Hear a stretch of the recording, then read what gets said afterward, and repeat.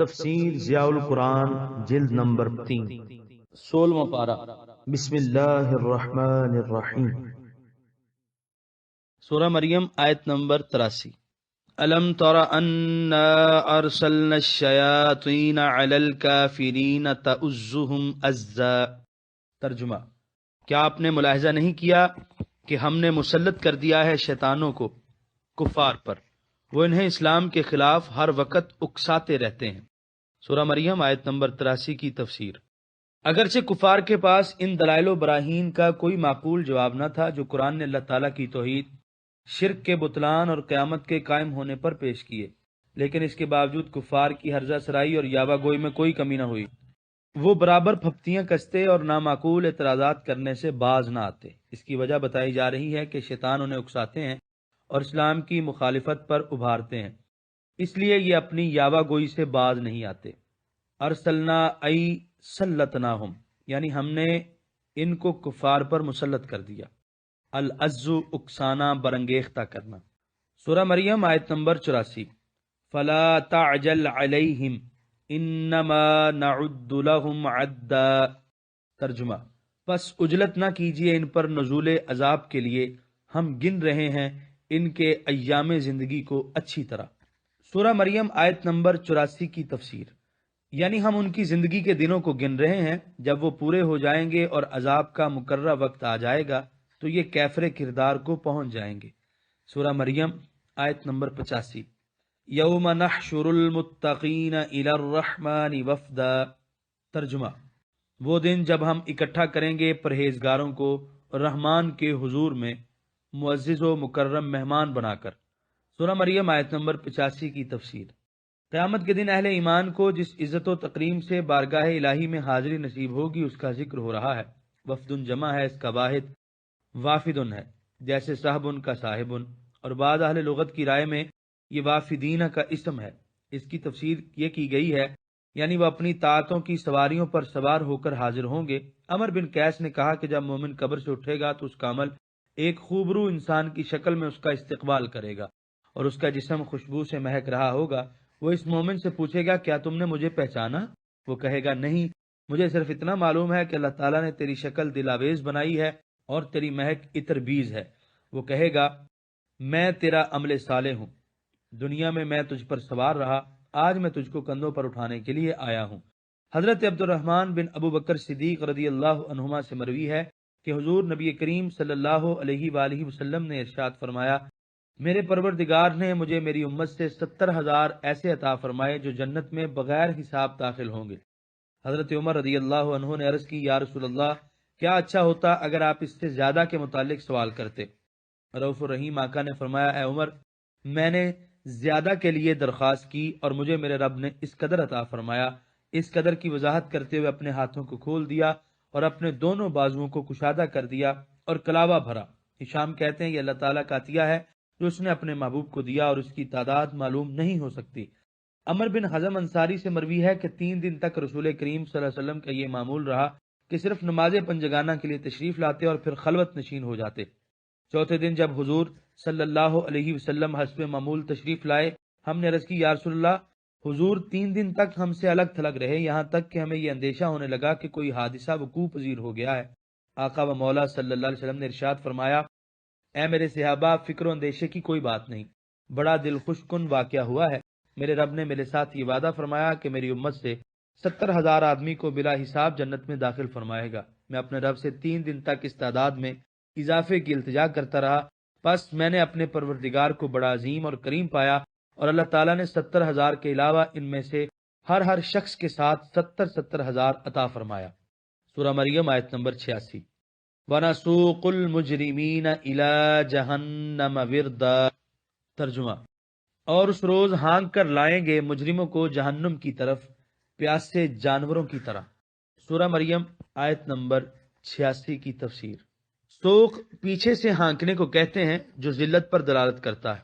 وردا اتاشن یعنی پیاسے، کیونکہ وہی جانور گھاٹ پر آتا ہے جو پیاسا ہو۔ سورہ مریم آیت نمبر 87 لا یملکون الشفاعۃ الا من اتخذ عند الرحمن عہدا۔ ترجمہ، انہیں کوئی اختیار نہیں ہوگا شفاعت کا بجز ان کے جنہوں نے خداوند رحمان سے کوئی وعدہ لے لیا ہے۔ سورہ مریم آیت نمبر 87 کی تفسیر۔ لا یملکون سے کفار کی شفاعت کی نفی اور اللہ سے اہل ایمان کی شفاعت کا اس بات ہے۔ العہد کی تفسیر کرتے ہوئے علامہ قرطبی نے حضرت ابن مسعود رضی اللہ عنہ سے ایک حدیث روایت کی ہے، وہ بھی ناظرین کرام کے فائدے کے لیے بطور ہدیہ پیش ہے۔ حضرت ابن مسعود رضی اللہ تعالیٰ عنہ فرماتے ہیں کہ میں نے رسول کریم صلی اللہ علیہ وسلم کو اپنے صحابہ سے یہ کہتے سنا کہ کیا تم اس بات سے عاجز ہو کہ ہر صبح و شام اپنے رب کے پاس ایک عہد لو؟ صحابہ نے عرض کی اللہ کے رسول وہ کس طرح؟ حضور نے فرمایا کہ صبح و شام یہ کہو اللہم فاطر السماوات والارض عالم الغیب والشہادہ انی اعہد الیک فی هذه الحیاة بانی اشہد ان لا الہ الا انت وحدک لا شریک لک وان محمدا عبدک ورسولک فلا تکلنی الی نفسی فانک ان تکلنی الی نفسی تباعدنی من الخیر وتقربنی من الشر وانی لا اثق الا برحمتک فاجعلہ لی عندک عہدا توفیتہ یوم القیامت انک لا تخلف المیعاد۔ جو شخص یہ کہے گا اللہ تعالیٰ اس پر مہر لگا کر عرش کے نیچے رکھ دے گا، اور جب قیامت کا دن ہوگا تو منادی کرنے والا منادی کرے گا کہاں ہیں وہ لوگ جن کا اللہ تعالیٰ کے پاس عہد ہے؟ پس وہ آدمی کھڑا ہوگا اور اسے جنت میں داخل کیا جائے گا۔ عہد کا ترجمہ: اے اللہ تعالیٰ، اے آسمانوں اور زمین کو پیدا کرنے والے، اے غیب یعنی پوشیدہ اور شہادت یعنی ظاہر کو جاننے والے، میں تیرے پاس اس زندگی میں ایک اپنا عہد رکھتا ہوں، وہ یہ کہ میں گواہی دیتا ہوں کہ نہیں کوئی معبود بغیر تیرے، تو ایک ہے، تیرا کوئی شریک نہیں، اور میں گواہی دیتا ہوں میرے آقا و مولا محمد مصطفیٰ تیرے بندے اور تیرے رسول ہیں۔ مجھے میرے نفس کے حوالے نہ کر، کیونکہ اگر تو مجھے میرے نفس کے حوالے کر دے گا تو وہ مجھے خیر سے دور اور شر کے قریب کر دے گا، اور میں تیری رحمت کے بغیر کسی چیز پر بھروسہ نہیں کرتا۔ میرے اس اقرار کو بطور عہد نامہ محفوظ فرما اور قیامت کے دن مجھے وہ عطا کر، بے شک تو وعدہ خلافی نہیں کرتا۔ سورہ مریم آیت نمبر 88۔ وقالوا اتخذ الرحمن ولدا، ترجمہ: اور کفار کہتے ہیں بنا لیا ہے رحمان نے فلاں کو اپنا بیٹا۔ سورہ مریم آیت نمبر 88 کی تفسیر۔ یہود حضرت عزیر کو، عیسائی حضرت مسیح کو، اور بعض عرب قبائل فرشتوں کو اللہ تعالیٰ کی اولاد کہا کرتے تھے۔ اس سے بڑا جھوٹ اور کیا ہو سکتا ہے؟ وہ ذات پاک جو قدیم و ازلی ہے، حی و قیوم ہے اور ہر چیز کی خالق و مالک، اس کا تعلق کسی کے ساتھ پدری و فرزندی کا ہو جو حدوث و احتیاج کا لازمہ ہے، یہ ناممکن اور محال ہے۔ سورہ مریم آیت نمبر 89۔ لقد جئتم شیئا ادا، ترجمہ: اے کافرو، یقیناً تم نے ایسی بات کی ہے جو سخت معیوب ہے۔ سورہ مریم آیت نمبر 90۔ تکاد السماوات یتفطرن منہ وتنشق الارض وتخر الجبال ہدا، ترجمہ: قریب ہے آسمان شق ہو جائیں اس خرافات سے، اور زمین پھٹ جائے اور پہاڑ گر پڑیں لرزتے ہوئے۔ سورہ مریم آیت نمبر 90 کی تفسیر۔ یہ اتنا بڑا بہتان ہے کہ اس کی نحوست سے سارا نظام عالم درہم برہم ہو سکتا ہے، لیکن اللہ تعالیٰ کا حلم اور اس کی حکمت ابھی اس کی مقتضی نہیں۔ سورہ مریم آیت نمبر 91۔ ان دعوا للرحمن ولدا، ترجمہ: کیونکہ وہ کہہ رہے ہیں کہ رحمان کا ایک بیٹا ہے۔ سورہ مریم آیت نمبر 92۔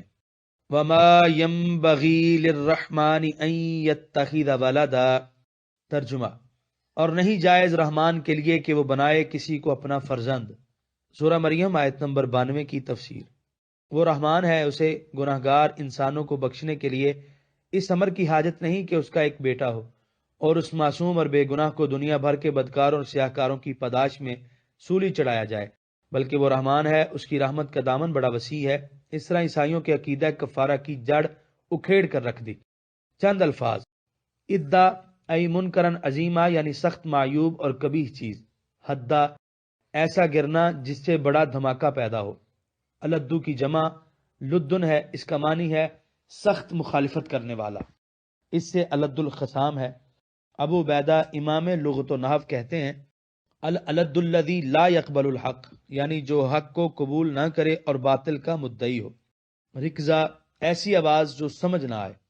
سورہ مریم آیت نمبر 93۔ ان کل من فی السماوات والارض الا آتی الرحمن عبدا، ترجمہ: کوئی ایسی چیز نہیں جو آسمانوں اور زمین میں ہے مگر وہ حاضر ہوگی رحمان کی بارگاہ میں بندہ بن کر۔ سورہ مریم آیت نمبر 94۔ لقد احصاہم وعدہم عدا۔ ترجمہ، اللہ تعالیٰ نے ان سب کا شمار کر رکھا ہے اور انہیں گن لیا ہے اچھی طرح۔ سورہ مریم آیت نمبر 95۔ وَكُلُّهُمْ آتِيهِ يَوْمَ الْقِيَامَةِ فَرْدًا۔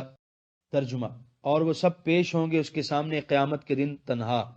سورہ مریم آیت نمبر 96۔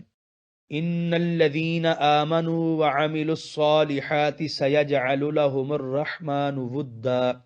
ترجمہ، بلا شبہ جو لوگ ایمان لائے اور انہوں نے نیک عمل کیے پیدا فرما دے گا خدائے مہربان ان کے لیے دلوں میں محبت۔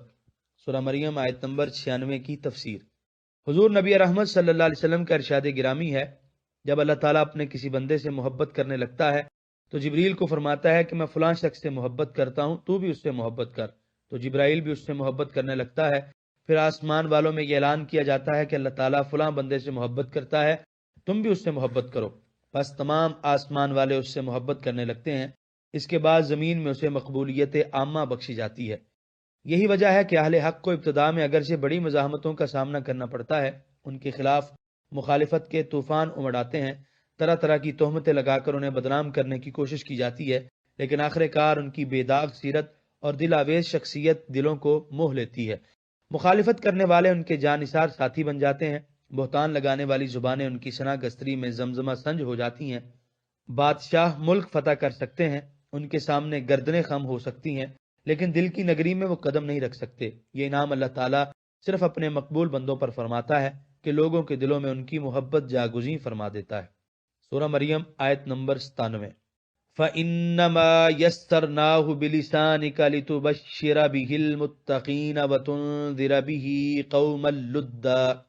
ترجمہ، صرف اس لیے ہم نے آسان کر دیا ہے قرآن کو آپ کی زبان میں اتار کر تاکہ آپ مژدہ سنائیں اس سے پرہیزگاروں کو اور ڈرائیں اس کے ذریعے اس قوم کو جو بڑی جھگڑالو ہے۔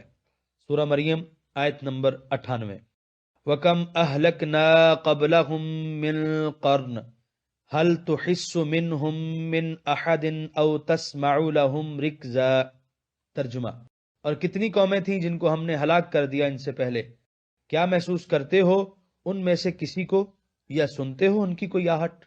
یہاں پر 16ویں پارے کا 9واں رکوع مکمل ہوا، یہاں پر سورہ مریم مکمل ہوئی اور یہاں پر 16ویں پارے کا پہلا آدھا مکمل ہوا۔ آپ دیکھ رہے ہیں PATF Islamic info YouTube channel. مزید اسلامک ویڈیوز کے لیے ہمارا چینل سبسکرائب کریں۔ قرآن کریم کے مفہوم کو واضح کرنے کی یہ فقیرانہ کوشش اگر آپ کو اچھی لگی ہو اور آپ ہماری حوصلہ افزائی کرنا چاہیں تو اس ویڈیو کو شیئر کر دیجئے، کیونکہ تبلیغ دین فرض ہے۔ ہم نے اپنے حصے کا چراغ روشن کیا، دعا ہے کہ آپ بھی اپنے حصے کا کریں۔